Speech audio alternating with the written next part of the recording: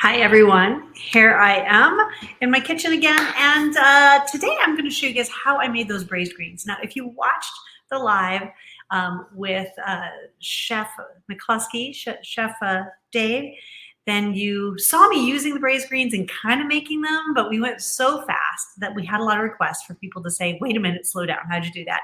So the recipe's on the blog, but I'm going to walk you through it today. It's really, really easy, and this is one of those staple recipes that you can use a million ways. I throw these things on toast. I do a million things with them. Well, let me get started and then we'll talk a little bit while I'm doing it. So I'm going to turn over to my kitchen cam. Here we go. I've got my skillet here going with some hot oil in it. Now, always heat up your pan thoroughly with your oil first. Now, the first thing I'm going to do is I'm going to take some of these brown fennel seeds from Kandarian Farms. Now, I know you guys have heard me talk about them before, but they're kind of amazing. So unlike green fennel, which is what you get in your grocery store or anywhere else you get fennel, I've never ever seen anyone else have brown fennel. What Kandarian Farms does, they have a biodynamic farm, and and then I'm putting chili flake. I should talk about what I'm doing. So I'm also putting a little bit of this, my favorite new, I don't know if it's called Merkin. I think it's mostly Merkin, called Merkin. And let me see. Here we go. Whoops. There we go. We just got this in the store, and I'm so excited because it's been my favorite ingredient for like forever, and I've always wanted to put it in the store. So I'm so stoked that we have it. So I get my fennel and my chili going first, and let those warm up because it's going to release the oils and just kind of make the spices kind of have a little extra flavor. It'll be wonderful.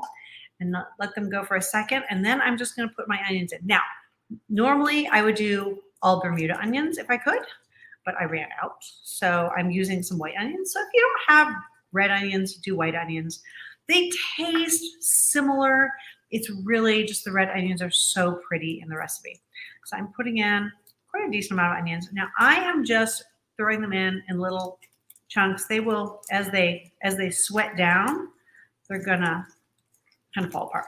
You want a decent amount of onions in this. Like, I'm only making a small bit of greens because I don't have everybody else in the kitchen to eat these with me, and I'm gonna have too much to eat. So I kind of am making a little smaller version of the recipe, but you, for your family at home, make more. And I use a lot of red onion. I use a whole red onion. I'm going to throw a little salt on here, so the salt is going to draw out some of the moisture and help our sugars develop on us. Now, oops, sorry. Oh, lid is heavy. Okay, I'm going to lid that guy, let that sweat down a little bit. And in the meantime, here we are. So in the meantime, while those are sweating down, I'm going to start chopping my chard. So I just pulled a little bit of chard out of my garden this morning and give a quick rinse, and that's it. So I love chard in this. If I'm doing some kale today, which I've pre-washed, it's right here, but because that's what I had in my fridge. But I had some chard in my garden because I live in California and I'm lucky like that. So I love chard because I love the red of the stems in this dish. With the Bermuda onions, it's just really, really pretty. So I use the stems, and you should too. So all you have to do is cut the stems up kind of small like this.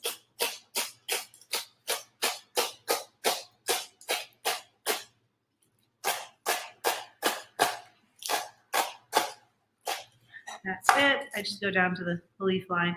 If you've got really big stalks, you can kind of like, de-stem some of it. But these are so fine. I'm not worried about it being, too much too toothy, as it were. So I'm going to just take this little bit of stem here, and I'm going to toss it in with my onions. Let those sweat down a little bit. They'll release some of their color into there, so it looks pretty. Because we eat with our eyes. Oh my goodness, I almost forgot my wine. How could I have forgotten wine? I'm going to have to grab some wine because that will be important to put in. So like I said, this is on the blog, and I use this recipe for everything. So if you start with these greens, you can put these greens on top of a piece of toast. You can put throw beans into the greens, or grains if you have like cooked farro in your pantry or in your freezer. Because remember, you can pre-cook your grains like the emmer farro or the einkorn, whole berries. If you got whole wheat berries, maybe Sonora wheat berries, or even barley. If you have those, you pre-cook those, lay them out on a tray, just get the water off of them and get them all toweled off in the water, and then put them in a container and put them in your freezer. And that way you've got grains fully cooked, ready to go. Rock it, put in a salad, throw it into a stir fry, throw it in with your braised greens, and you've got a dinner. Like that's a one-pot dinner, vegan dinner. It's amazing. So this guy, I think I'm going to throw a little once I'm done. So after your beans are cooked, after your greens are cooked, you make greens beans with. I've got some Christmas limas in here. I cooked the other day. They're so good. Yum yum. Beautiful, delicious, meaty. That big, dense, meaty texture. Yum yum yum. I didn't put anything with them. No garlic, no nothing. Just salt and butter. You can put a bay leaf in when you're cooking your beans. I do them basic, and then I add things afterwards. So these are one of those great things. So let me see how I seem to have lost my wooden spoon. Do you ever do that? You lose your utensils as you're cooking. I feel like this needs feeling a little dry to me, so I'm going to add a little more olive oil. I am, of course, using my Seika Hills. You should use a very good olive oil for this. Don't use that cheap stuff. And one of the things I love about Seika Hills is, watch this. It's like a magic trick. Ready? Boop. It has a pour spout, and I love that. It's the best. You might see behind me, maybe somewhere. I have a wine bottle that I put olive oil in with a pour spout from a bar pour spout. And this means I don't have to decant it. It's just all ready. See? Ready to brush. It's like magic, right? Watch again. Done. So good. And best olive oil. We love it. Love, love, love it. And that is all great. So those guys are going really quickly. Where did I do my spoon? Okay, I'll grab another. This is why I go through 4,000 spoons at the end of the day. So these guys just need to sweat a little bit. They're not quite sweating. They're not sweaty enough. So I need to get them nice and moist and soft.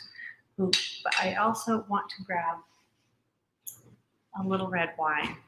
Oops. So talk amongst yourselves while I grab a little red wine. Sorry. I'm coming back. I know. I'm sorry. Watch this video. Okay. There we go. Sorry. I've got something that we got from Naked Wines. I don't know what it is, but it's red and it's wine. It'll work. Obviously, don't take it. So I've got some stuff back there. You might be like, hey, Lisa, there's bottles back there. And they're turned to vinegar, and we use them for deglazing only and for cleaning pans. So they're just cleaning wine. Funny how we do that. That's how we roll around here. When wines go bad, they become cleaning wine. All right, let's see how this guy's going. It's starting to get there, but see, they're still not soft enough with me yet. Okay. They still have a little bit to go. There we go. You can see they're starting to kind of get there. They're gonna cook down for a few more minutes here. Yum. But it smells so good. It's the fennel and the chili flake. So good. So good. Yum. That's all we're gonna do here. I'm gonna just get that up just a tiny bit. You don't want them to brown.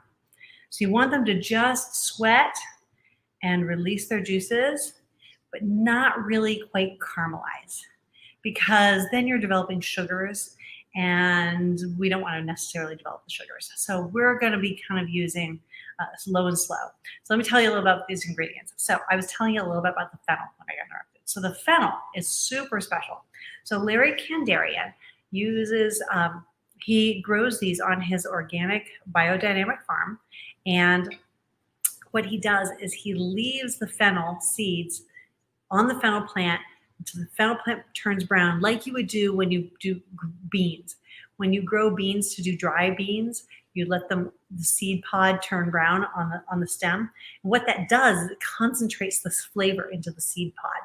So same thing here. It concentrates this flavor into this fennel seed. So these are so much more potent. They have a stronger anise flavor than regular green fennel does. They are so delicious. It's just a flavor like you've never had before in a fennel. Really, really super special, organic, hand picked, just amazing ingredient. So one of my favorites. So, but any fennel will do. Just this is super special.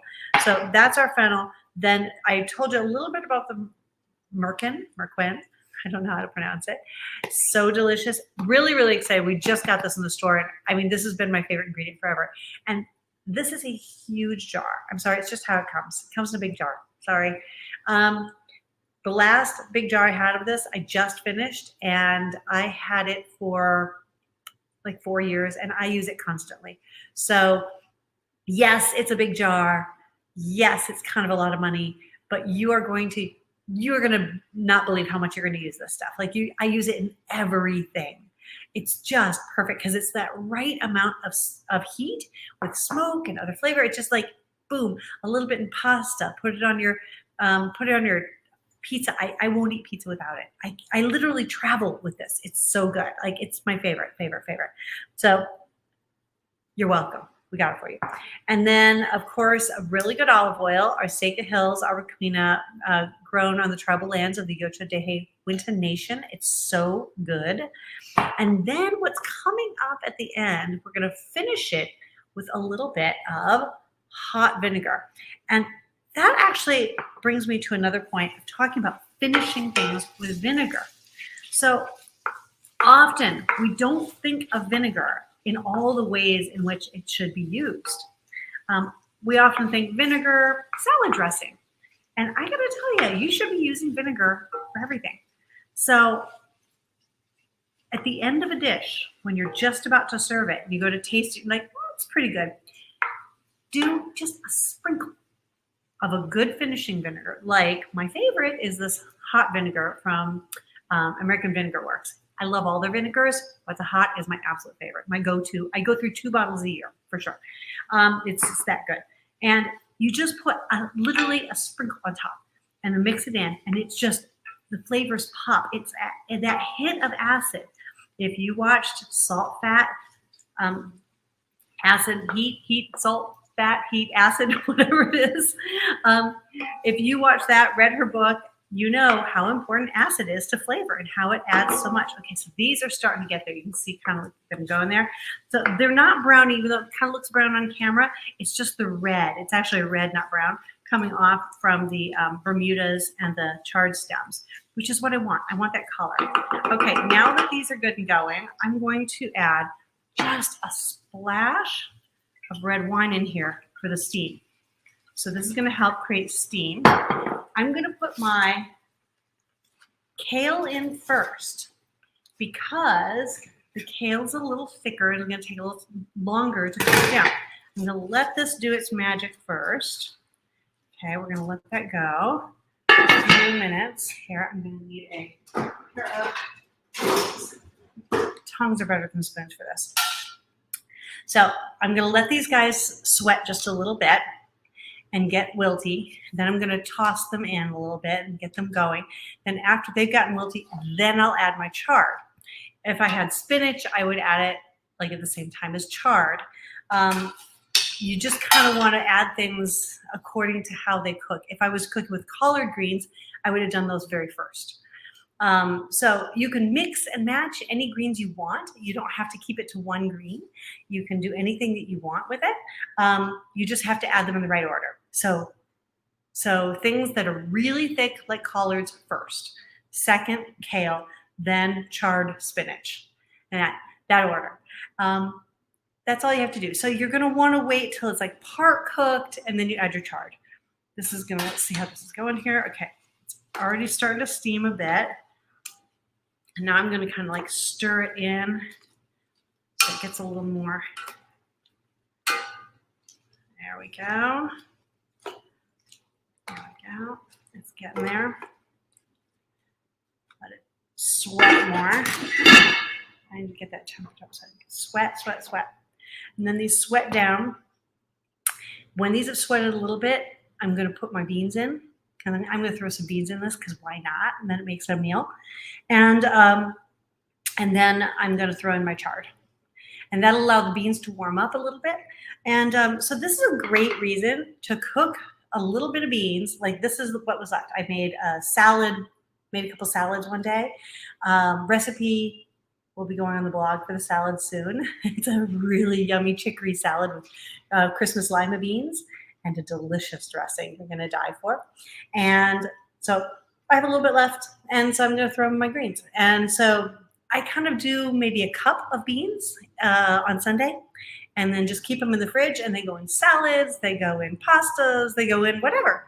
Just throw beans in with everything.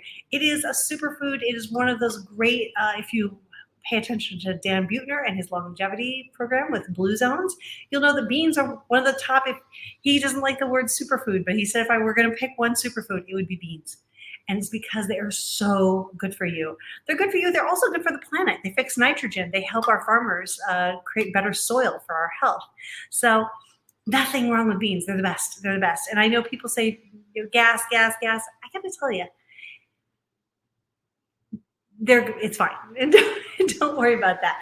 And if you cook with kombu, if you cook your beans with kombu, which is seaweed, it does not introduce a taste of seaweed. So if you don't like seaweed or fish, don't worry about it. It doesn't introduce that taste. It disappears, but it also makes the beans more biodigestible, and it makes them more flavorful because seaweed, kombu, has natural glutamates, which is what's in MSG. Is the part of MSG that makes the food taste more tasty. Oh, there we go. Okay, these are nice and wilted. Great. These are ready to go with some beans now. Ooh, see how beautiful those are now? Oh, they're gorgeous emerald green with the bright red of the Bermuda onions. Perfect, perfect, perfect. Now I'm just going to throw some beans in here and the chard, and then about 2 minutes and they'll be done. That chard is fast. Okay. Okay. I might as well toss them all in. Why not? I'll throw this chard in here. Give her a toss. And I'm just warming up the beans because they came out of the fridge. They're not cooking. They're already cooked. One note, please always make sure that you thoroughly cook your beans, because if you do not, that you can actually get very sick from uncooked beans. So you want them to be fully cooked. You don't want al dente beans. You want them all fully cooked. There we go. Ooh, yum. Okay, let's close this up for 2 more minutes. I'll grab a plate right here. Ooh, pretty plate. Grab me a plate. And then lunch is served. So, and this is my lunch today. I might eat this with a piece of bread, or I might throw it on top of toast, like do a nice toast point and throw this on top of it. If you're not vegan, you could shave some Parmesan on top. And another great thing to do is you could take the Enzo chili, the Fresno chili crush, olive oil, and a little drizzle on top if you like it hot. Yum, so good. So this is all just great, but you can just eat it in a bowl. Throw it on top of pasta if you want. You could do pretty much anything you want with this. It's a super versatile dish and kind of like the basis of a lot of things. I've done, you could do the greens and then throw a fried egg on it. And that's another great dinner. Fried egg on it, serve it with a piece of toast or crusty bread. Yum, yum, yum. So we are done. Ta-da! I'm going to throw this in a bowl here. Look at this. There we go. How beautiful that is.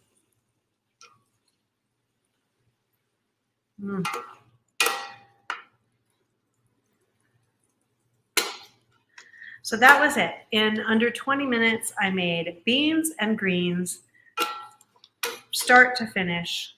Very few ingredients, very versatile, easy vegan meal for you. Make it tonight. Here you go. So we will. Ta-da! All right, everyone. Bon appetit.